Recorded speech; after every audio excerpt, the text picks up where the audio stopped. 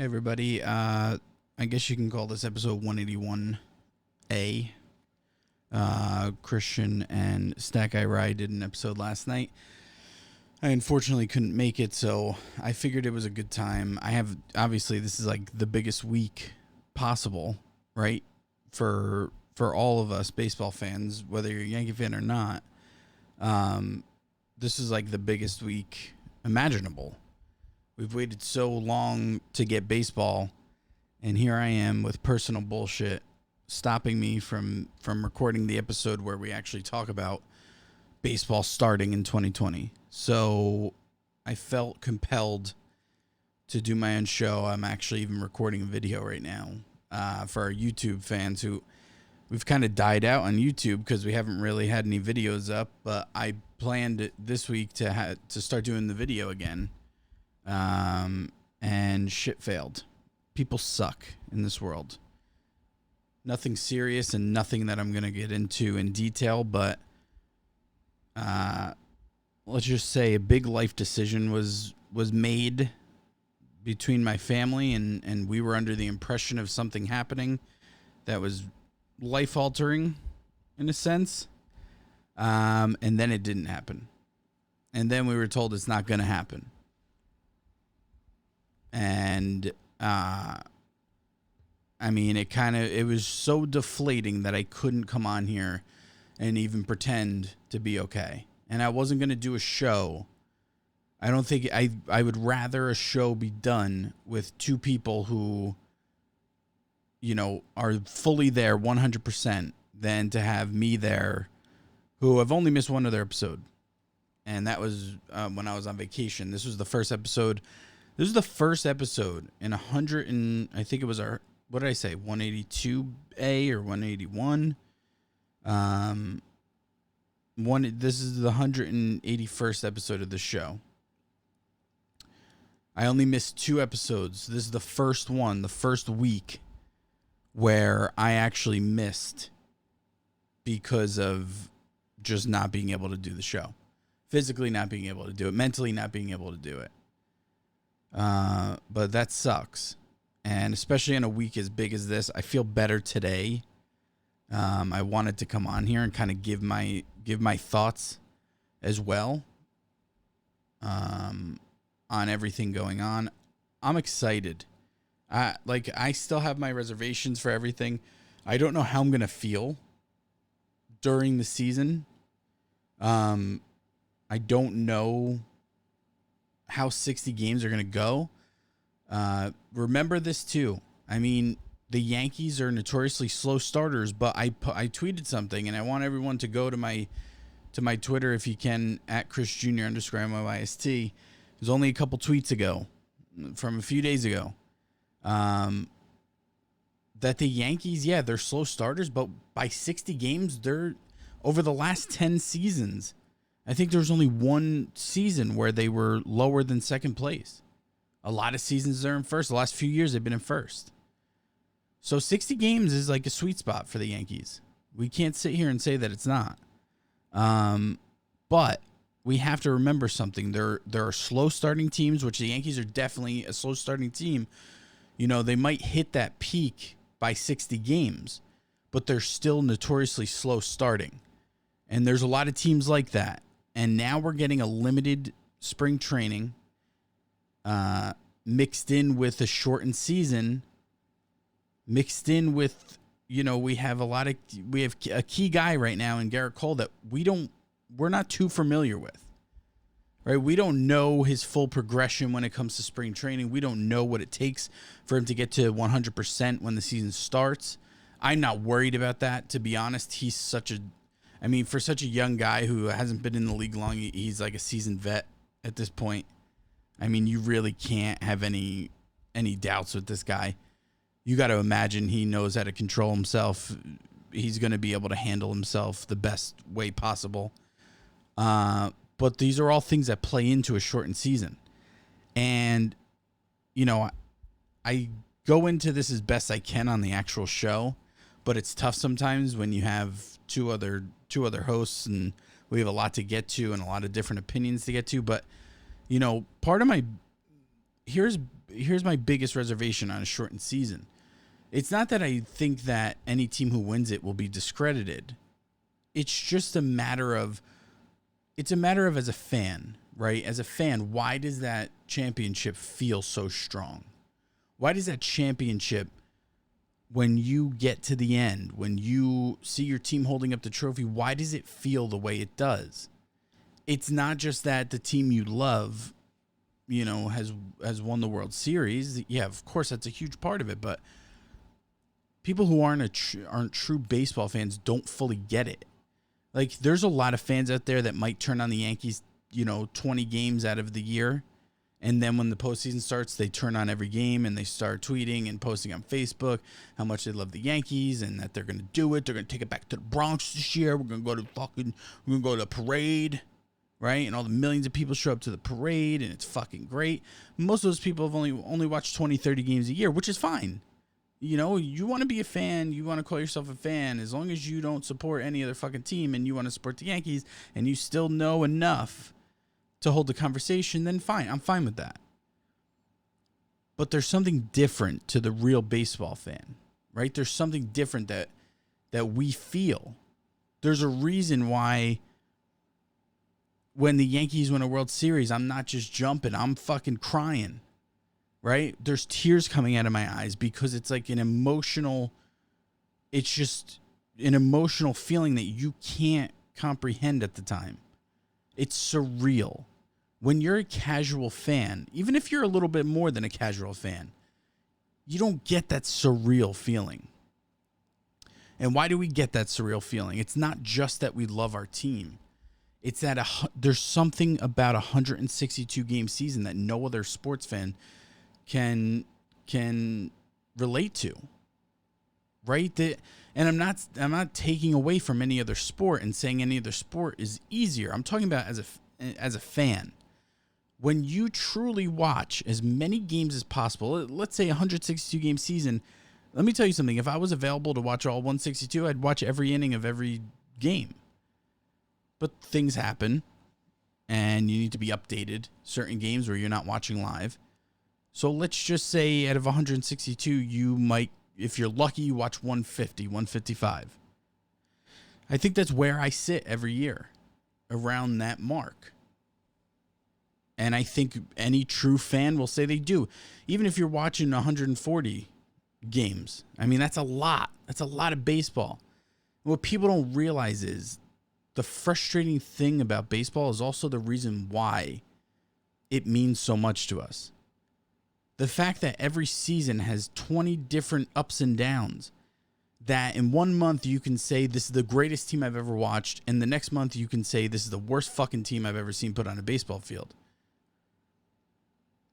The fact that you get that in a 162 game season is part of why that World Series means so much to you. It doesn't take away from the actual World Series. I'm talking about as a fan. So whenever I said that a shortened season, it won't feel the same to me, I'm not saying that the Yankees, if they win it, wouldn't deserve to win it, or any team. Look, 60 games, you can argue would be tougher. You could argue that could be tougher. You have to play every game 100%. So I'm not sitting here discrediting a World Series. My argument to it was as a fan, right? My argument to everything is that feeling you get. I don't know if I'll feel the same if the Yankees win it this year. And that's a big if. I hope they do, of course. I will root for them as if it's any regular season. And if they win it all, I will not discredit them in any way, and I won't allow anyone else to, just like I wouldn't do that to any other team. But I'm talking as a fan, and I should have made this clear when I made this argument a couple episodes ago. As a fan, I don't know if it will feel the same. And here's my biggest argument. I just kind of built it up. But let's take you back to last year. DJ LeMahieu hits that home run in the ninth inning, the top of the ninth, and the Yankees actually tie the game. Game 6, they're losing all game. They tie the game, and you say, holy fuck, this might happen. I mean, deep down, you knew Chapman was going to blow it. He was going to give up a walk-off. But in that moment, you went crazy. If you're a real fan, you went crazy when DJ hit that home run. And then when Chapman goes out there and he gives up that home run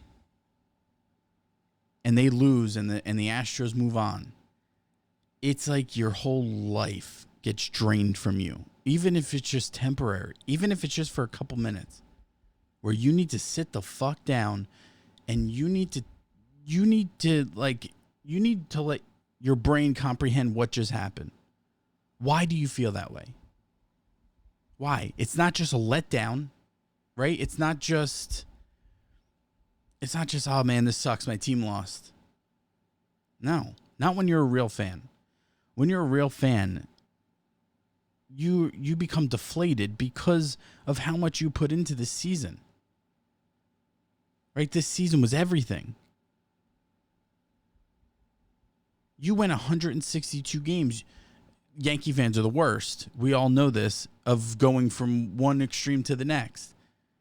I mean, think about how many different emotions you go through throughout a year. In 1 month, you're saying this is the best Yankee team you've ever seen. In the next, they're the worst. In 1 month, you're saying, Aaron Judge is the greatest baseball player ever. In the next, you're saying he sucks, he can't stay healthy. In 1 month, you're saying Garrett Cole was the greatest move ever made. In the next, you're saying he sucks, he can't even throw a strike. I mean, think about those different emotions you go through. So when you get to that moment, with each playoff win, at that point, you get closer and closer to validating that season, to validating all those emotions, to making them all worth it. And they're always worth it because at the end of the day, we love the game more than we love our team. That's a true baseball fan. Right? A true baseball fan pours everything into their team.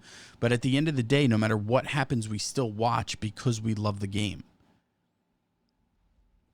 And so now, my point I'm trying to make is, I'm not saying that we won't be as excited. I'm not saying we're not going to jump up and down if the Yankees win. What I'm saying is, will it feel the same deep down? Not because they'll be discredited, but just personally. Will it feel the same? I don't know. I really don't. I hope it does. I hope that 60 games gives you enough of that feel. And here's why I'm optimistic. Because I go back to one of my tweets I said recently. I'm optimistic because let's take the positives out of this. Every game counts. Again, I'll go back to Yankee fans kind of getting irrational very easily. It's, we're all passionate. But, the Yankees will lose a game in April and people think the season's over. And we have to try and rationalize and say, it's a long season. Shit happens. No, yeah, does every game count at the end of the day? Yeah, sure, of course. But this shit happens to every team. All over. In a 60-game season, you can't afford bullshit anymore. In a 60-game season, you can't afford to lose 2 out of 3 games to the Orioles. Those things can't be afforded. And the good thing about it, in my opinion, I hate when guys get too much rest. I hate when fucking guys are on a roll and then all of a sudden they're just benched. You're not going to see that as much. I mean, sure, you're going to see it, especially early on, within the first, maybe 15, 20 games. But you're not going to see as many guys get rest unless it's truly justified. Because in a 60-game season, it's all hands on deck. I mean, Sakai Rice said it to me yesterday. It's the last 2 months of the season, which are the most exciting 2 months of the season. And that's what we get from start to finish. So I think that's pretty cool. I'm excited that it's coming back. If you listen to the main episode, episode 181, Sakai, Ryan, Christian talked about when they'll. Rumor has it the Yankees will start on the 23rd. The whole season, the whole league will open up on July 24th. We get baseball a day early, which I'm absolutely not complaining about. I'm I'm excited. I'm excited to see Garrett Cole. And, you know, at the end of the day, as shitty as all this was, and putting aside why there was a delay, right? I don't want to make light of this virus. People have lost people to it. I lost a couple people that I knew. But at the end of the day, when we just look at the delay in the season, it was the best thing for the Yankees. They once again were going to go into this season with so many injuries. And now you got to hope that they'll come back pretty much full strength. You got to hope that Judge is ready to go. Stanton, Paxton should be ready to go, right? I mean, maybe he needs a little bit more time to get there. But this team should really be, outside of Severino and maybe, one or two other guys I'm not thinking of. This team should be ready to go. This team should be full force. You have 60 games to win it. 60. 60 games to make an impact. And this division this year should be able to clobber this division. You are much better than anyone in this division right now. The Astros become a non-factor. If you want to say the Astros are really the only other big time team right now, they become a non-factor until the postseason. They're not going to take. I think it's only AL East versus AL East and NL East. I think they're keeping it that way, so they become a non-factor. I mean, there's not many scary teams in the AL East and NL East right now. You got to win. You can win a lot of games. A lot of games. And that should be fun. Lastly, before I wrap up, Christian Ryan talked about a tweet that Christian sent out, and I wanted to add my 2 cents here. It was about, let me actually pull it up. It was about the Ken Griffey Jr. documentary about Jr. being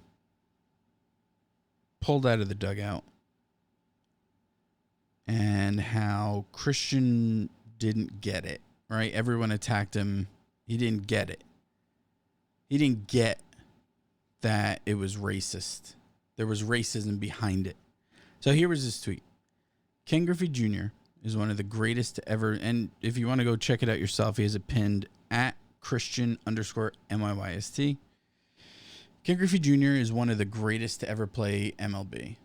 But I couldn't give a shit that he wouldn't have ever signed with the Yankees. The Yanks did okay with who they had patrolling center field during Griffey's prime. Career World Series titles, Bernie Williams 4, Ken Griffey Jr. 0. That was it.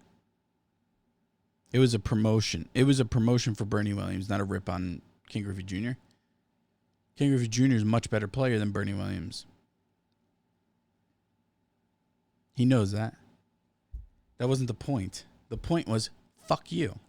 The point was, we don't give a fuck if you wanted to play for the Yankees or not, because we had a guy who was fucking brilliant for us, who meshed well. We didn't need you, Junior. We didn't need you. That's the point.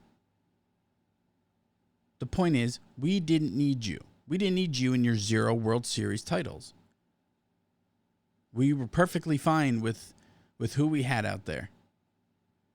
That was it. But instead, it became, you don't get it.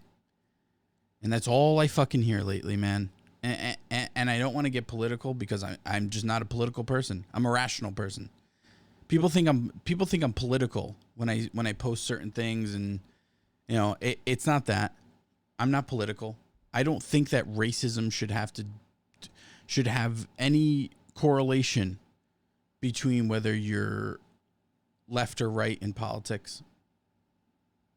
It's crazy to me that we live in a world now where if you support police, you're automatically a conservative. And if you don't, you're automatically a liberal. Think about that. There's no longer policy anymore. There's no longer the standard policies anymore that separate politics. It's literally become rational and irrational. And then from there, you can delegate who goes where. I'm not playing politics here. I couldn't care less about politics, actually. I couldn't, because to me, they're all worthless. This is not about anything to me other than right and wrong. I'll watch the documentary. I after reading this, that he was trying to imply that George Steinbrenner was being a racist. That's what people say he was trying to imply. I don't know if that's true. That he was kicked out of the dugout and Greg Nettles' kid, who was white, was able to stay. Here's my biggest problem. I'll tell you my two, and again, let me just make this clear. I'm not being political. I'm being rational. And if you don't see me being rational here, if you think I sound irrational, or even if you think I'm rational but you disagree, please, I'm begging you to open a conversation with me. We don't have to fight. Let's just have a conversation. There's not enough communicating anymore. You know where to find me on Twitter. DM me. I have my DMs open. If you want to open a debate, I'll even have you on the show. Not to fight, just to talk about our difference of opinion. I'm more than okay with that, and I know Christian's more than okay with that.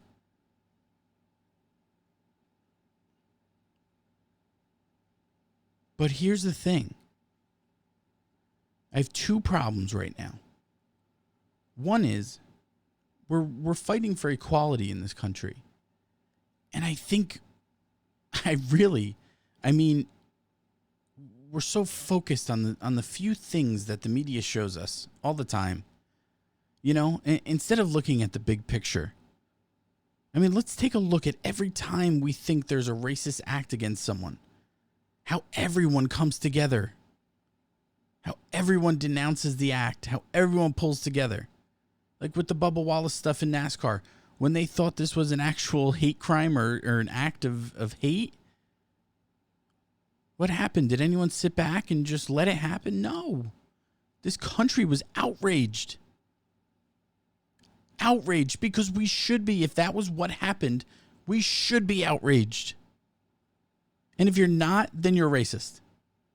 Okay?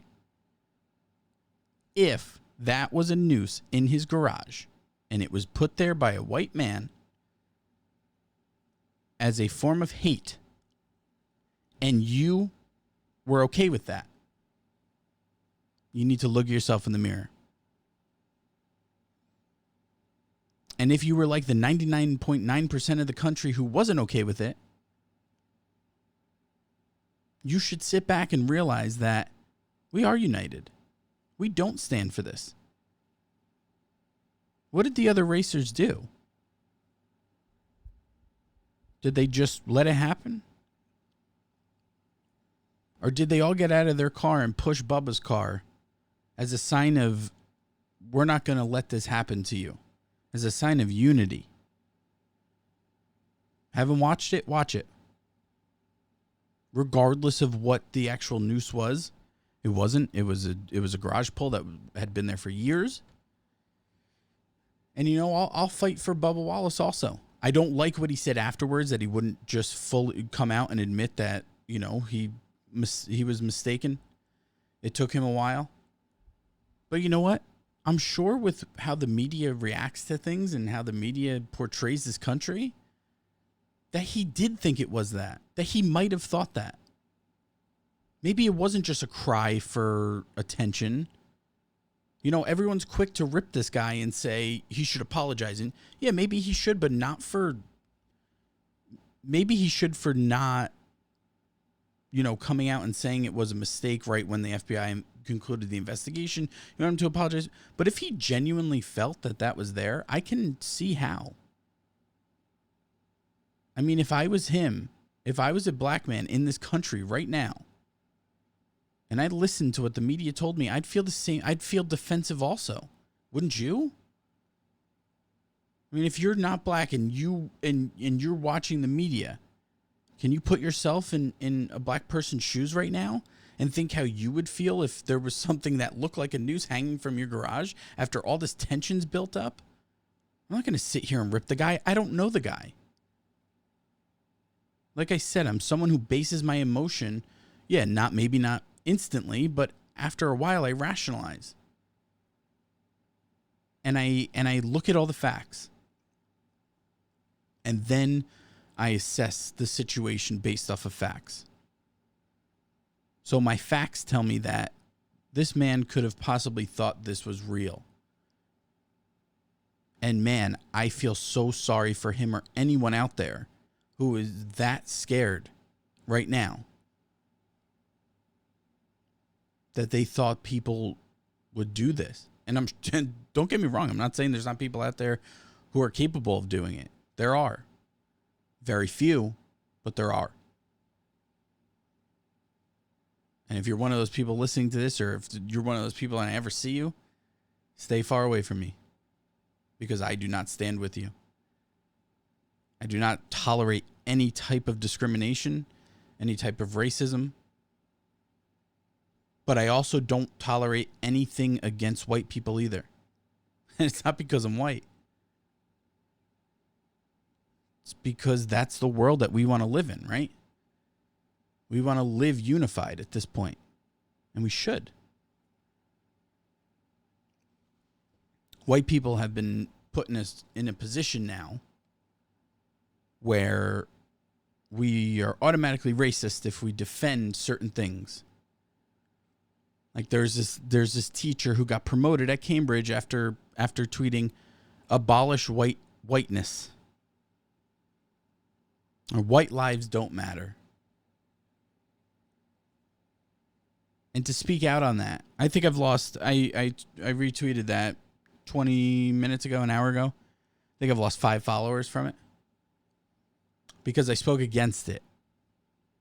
Not because I'm white.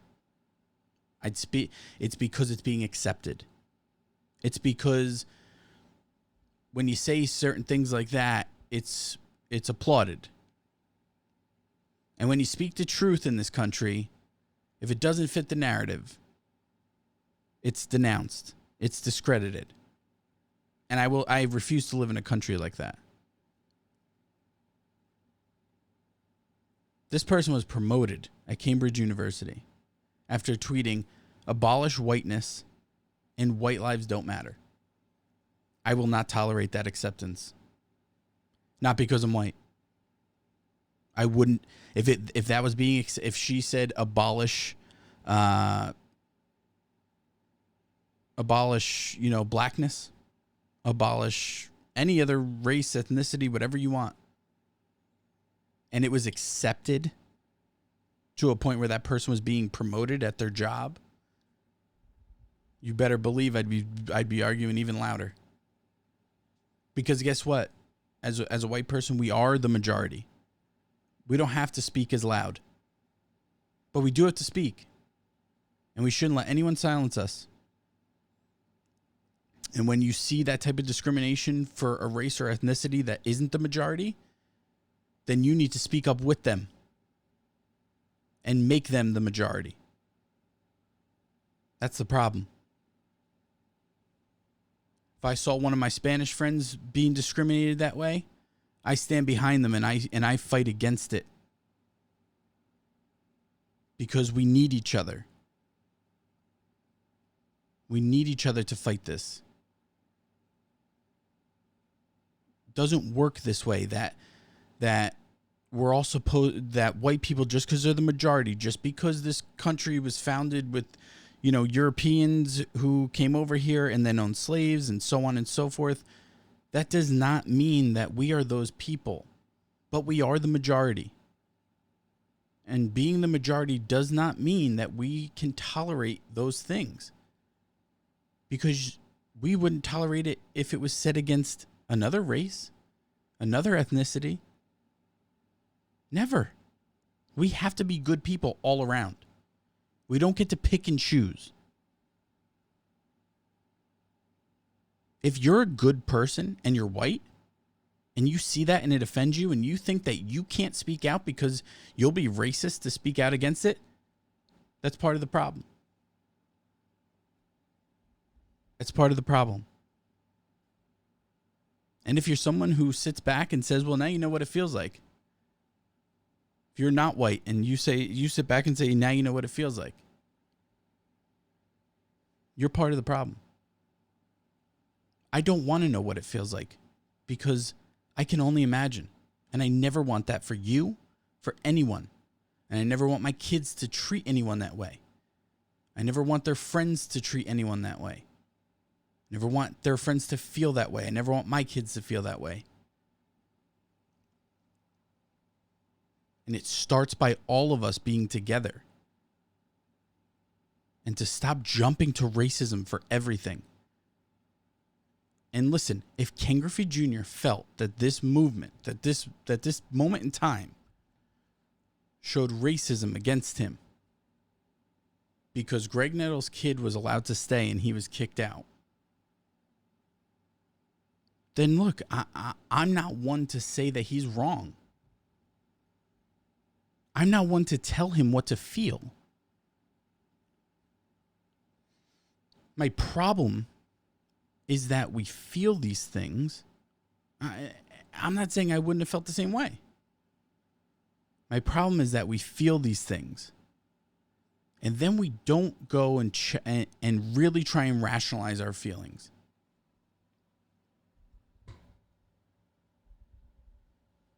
Do yourself a favor, Griffey. Look at some of the things that George Steinbrenner did during those times. When you feel he was racist towards you, just go take a look at some of the things he did. It will take you 2 minutes. And you tell me if he was a racist. I'm not telling you you're wrong for feeling that way. You know? In a world like this, I'm sure it's easy to feel that way. But now rationalize your feelings a little. And go find the truth. Ever occur to anyone that maybe, I'm not saying this is true either, but maybe Ken Griffey Jr. was a fucking annoying little kid? And Greg Nettles' kid was like just kind of on the field and keeping to himself? Not because Ken Griffey Jr. was black and Greg Nettles' kid was white, but because kids are fucking annoying. Okay? If my kid went to Yankee Stadium versus another kid, and that other kid was cool, but my kid was being fucking annoying, I'm not saying that's the case. I'm just saying it's also a possibility. Like, let's not just jump to fucking racism that divides us, right? Let's think of all the possibilities.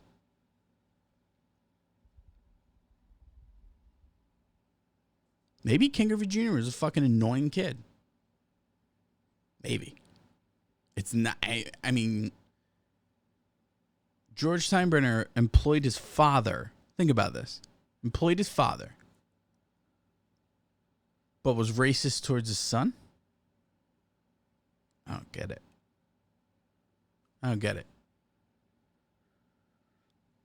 I don't. And I'm not saying that's not the reason, okay? I will never know for sure. All I'm saying is look at the type of person George Steinbrenner was, and then come back and tell me what you think. That's all.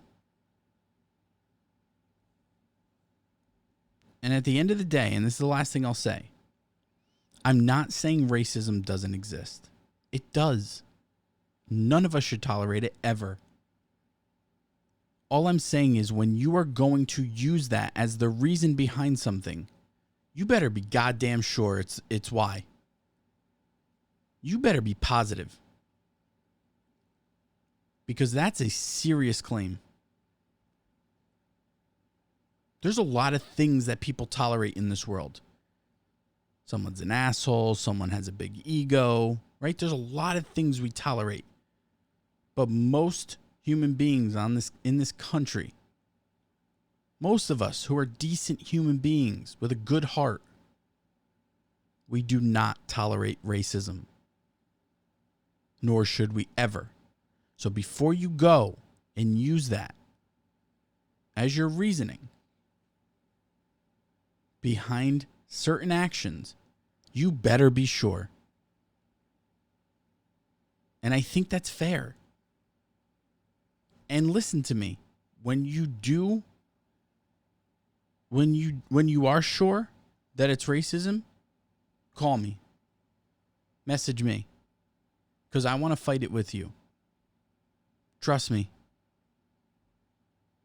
I want to fight it with you. I do not tolerate it. Nor will I ever. Nor will anyone in our panel ever.